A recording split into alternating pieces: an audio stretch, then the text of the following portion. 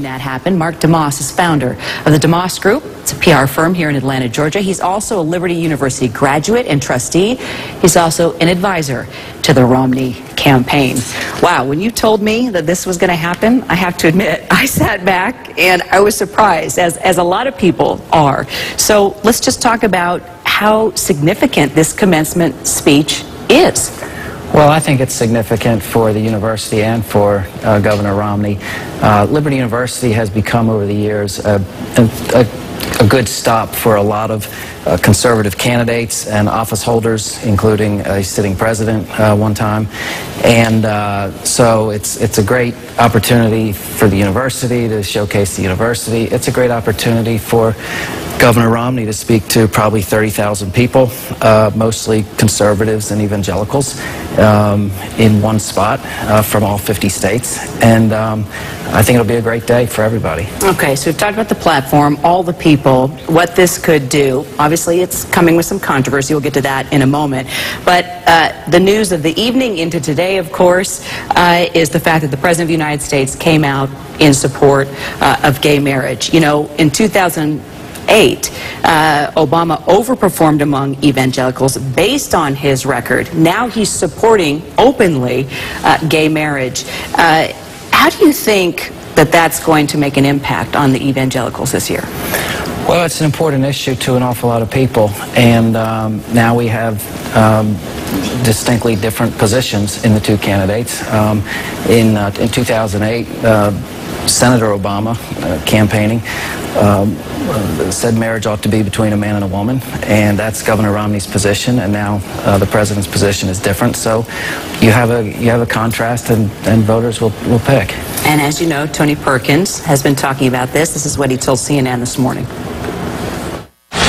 I think the missing piece of the jigsaw puzzle when it comes to the enthusiasm issue behind the Romney campaign that piece may have been handed to him yesterday by the president, because it's very clear now there is a contrast on this key issue. Now, I thought this election was going to be all about the economy and jobs.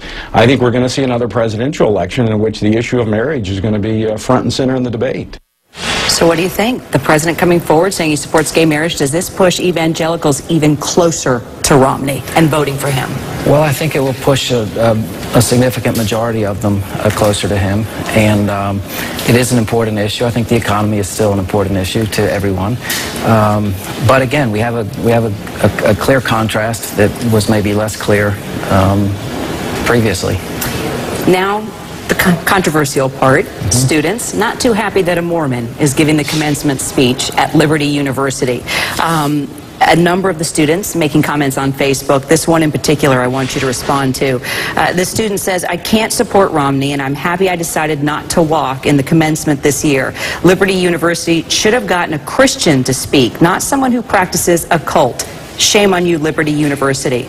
Does that concern you?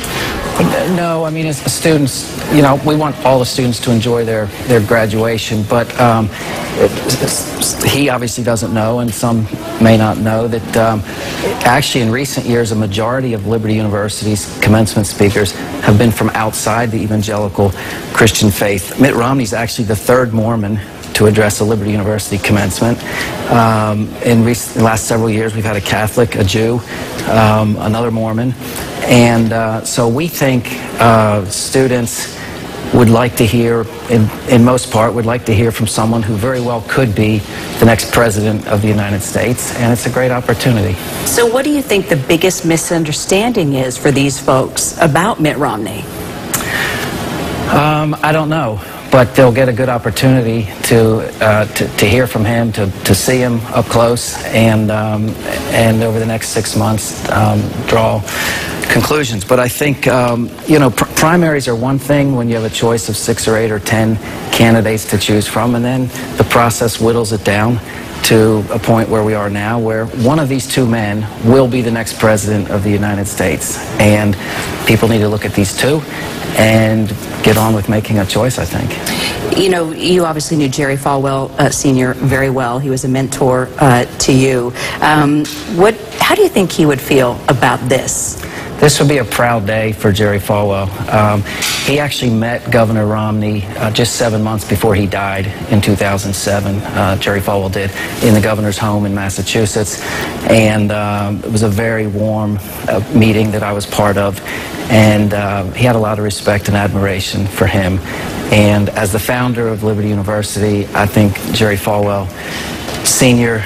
will be very proud on Saturday. He loved these kinds of days where the university could be on full display to a large audience and to host a prominent leader, which the governor certainly is. So this was his kind of day. Well, we are eager to see how this turns out, the response that it has, and I know we'll be talking to his son, Falwell, Reverend Falwell, on Monday, and we thank you for that. Thanks so much, Mark. Thank you. All right.